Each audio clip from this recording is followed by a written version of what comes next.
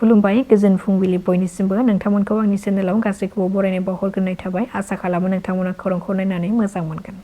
तिनिसुकियायाव आलफा उदांनि सासनि लेंमेनखौ हमनो हादों। लेखापानि पुलिसा हमनो हादों बे सासनि लेंमेनखौ।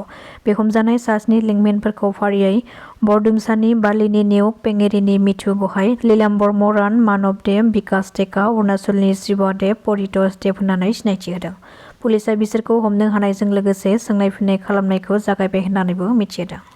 जागिरदनि 27 नं गाहाय राजा लामायाव गिख्रंथाव लामा जाब्रबथायजों गोबां दावबायारिफोरनि जोखोम। तेजपुर फारसे फैबाय थानाय गंसे ट्रेभेलार गारिजों गोरोन्थि दिगजों फैनाय गंसे ट्राक गारिजों सौग्रावनायनि जाहोनाव बे गिख्रंथाव जाब्रबथाया जादों। बे गिख्रंथाव जाब्रबथायाव ट्रेभेलार गारिनि सिगांनि बाहागोआ गाज्रिनो बायख्रेबदों जेराव सालायग्राजों लोगोसे गारियाव थानाय गोबां दावबायारिफोराबो जोखोम जादों। बे दावबायारिफोर गाखोनाय गारियाव खमैबो सा 24 सुबुंफोर दंमोन बेनि मादाव सानैसोआ जोखोम जादों। जाथाय जानाय उनाव जोखोम जानाय सुबुंफोरखौ फाहामथायनि थाखाय GMCHआव थिसननाय जायो। बलिउडनि मुंदांखा गागि मेथाइ रोजाबगिरि आशा भ'सलेआ रुंसारि जाबाय। बिथांखौ गोब्राब हालोदाव मुम्बाइनि ब्रिटिश केन्डी देहा फाहामसालियाव थिसननाय जादोंमोन नाथाय फाहामथाय लाबाय थानाय समावनो रुंसारि जायो। बिथांनि रुंसारि जानायाव गासै फावखुंगुर आरो फावखुंग्रिफोरा दुखु मोननायखौ फोरमायदों। मख'नो गोनांदि बिथाङा मेथाइ रोजाबनायनि गेजेरजों गोबां फिल्मफेयार एवार्ड आरो नेशनेल एवार्डबो मोननो हादोंमोन। बिथाङा 92 बोसोर बैसोआव जोबथा हां बोयो। मिथिनो हानाय बादिब्ला बिथांनि जिउ गैयै देहाखौ दिनै मुम्बाइनि शिवाजी पार्कआव 4 रिंगायाव जोबथा बिदाय होगोन। कार्बि आंलंआव सोमजिदों मोनसे बिखा खामथाव जाथाय। बिमायानो गावनि असे फिसा 7 सानल' जानाय उन्दै खुदियाखौ जिउ फोजोबदों। बे जाथायनि दायाव पुलिसा सुमिनाथखौ एरेस्ट खालामबाय। पुलिसनि सोंनाय फिन्नाय खालामनायाव गावनि दायखौ सिमान लानो गोनां जादों बे जाथायनि दायनिगिरि सुमिनाथआ।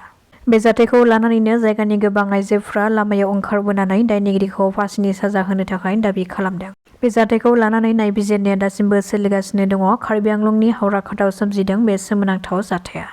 बर' माहारिनि सासे गेदेमा सुबुं जों बयनिबो सिबिजाथाव बर' थुनलाइ आफादनि आगुनि गाहाय नेहाथारि सोरबां सुबुं बिउराम बर' बिथांनि आंगो अनजालि बिसि ललिता बर' मेडामा हरखाबै मैया मोनाबिलियाव एजाइल हस्पिटाल गुवाहाटियाव हार्ट एटाक जानानै जिउ गोमायो आरो बिथांनि जे रुंसारि जानाय बेखौ गोथौहै दुखु मोननायखौ आङो फोरमायदों आरो दिनैहाय बिथांनि बे न'आव रौता सेरेलेनि बे जेबि हागजेर फरायसालिनि खाथियाव बिथांनि जे न' दङ बे न'खराव फैनानै बिथांखौ आर'नाइ आरो बिबार होनानै जोबथा बिदाय मान बावदों आरो आफा इसोरनि खाथियाव आर'ज गाबदों जाहाथे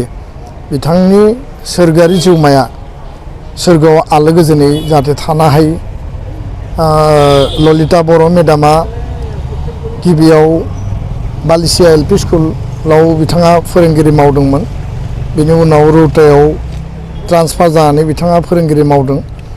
79 इयार्सआव जोबथा बिथाङा हां बोयो आरो बिथांनि जिखिनि समाज आरो जोंनि ओनसोलनि फारसे जिखिनि बिहोमा कन्ट्रिबिउसन आरो सोरबां सुबुं बिहुराम बर' बिथाङा जि समाव बर' थुनलाइ आफादनि गाहाय नेहाथारि हिसाबै थुनलाइ आरो समाजनि फारसे गोसो होथाबनानै जे हाबा मावदोंमोन जथेस्थ' बिथाङा गावनि आंगो बिसि हिसाबै जिखिनि हेफाजाब जिखिनि साहस बोलो होनांगौ होबोदोंमोन आरो सोरबां सुबुङा रुंसारि जानायनि उनाव बिथांनि गोसोखांथियाव बिजाब सुजुनायानो होन मुसुखा गायसननायानो होन आरो बिथांनि जिखिनि हाबाफारि आद्रा थालांनाय बेखौ मावफुंनायाव ललिता बर' मेडामा যথেষ্ট गोसो होथाबनानै हाबा मावदोंमोন। শেষৰ দিনটোতে অসমৰ মুখ্যমন্ত্ৰীগৰাকী সংবাদ মাধ্যমৰ আগত এটি বক্তব্য ৰাখিছিল যে অসমৰ সংবাদ মাধ্যমক চাই ল'ম পৰৱৰ্তী সময়ত চৰকাৰ আহিলে আৰু তাৰে পিছতে লখিমপুৰৰ যি প্ৰতিদিনৰ কাৰ্যালয় আছিল প্ৰতিদিনৰ কাৰ্যালয়ত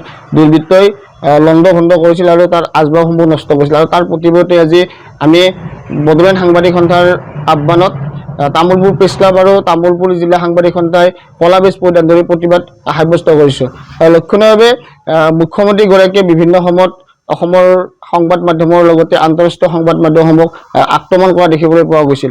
কাৰণ মুখ্যমন্ত্ৰীগৰাকীৰ হাতত যেতিয়া প্ৰশ্নটোৰ উত্তৰ নাথাকে আৰু উত্তৰ নাথাকিলে সাংবাদিকগৰাকী কোন চেনেলৰ মালিক কোন এই বুলি প্ৰশ্ন কৰা দেখিবলৈ পোৱা গৈছিল আৰু আজিৰ এই প্ৰতিবাদস্থলীৰ পৰাই আমি অসমৰ মুখ্যমন্ত্ৰীগৰাকীক প্ৰত্যাহ্বান জনাইছো যে সাংবাদিকৰ কলম কোনো বুদ্ধে ৰোধ কৰিব নোৱাৰে মুখ্যমন্ত্ৰীগৰাকীয়ে আৰু আমি আজিৰে পৰা এই প্ৰতিবাদস্থলীৰ পৰাই কৈছো যে মুখ্যমন্ত্ৰীয়ে পৰৱৰ্তী সময়ত বা পৰৱৰ্তী দিনত সাংবাদিকৰ ওপৰত যাতে কোনো ধৰণৰ মন্তব্য ৰাখি বক্তব্য প্ৰদান নকৰে তাৰ বাবে আমি সকীয়াই দিছো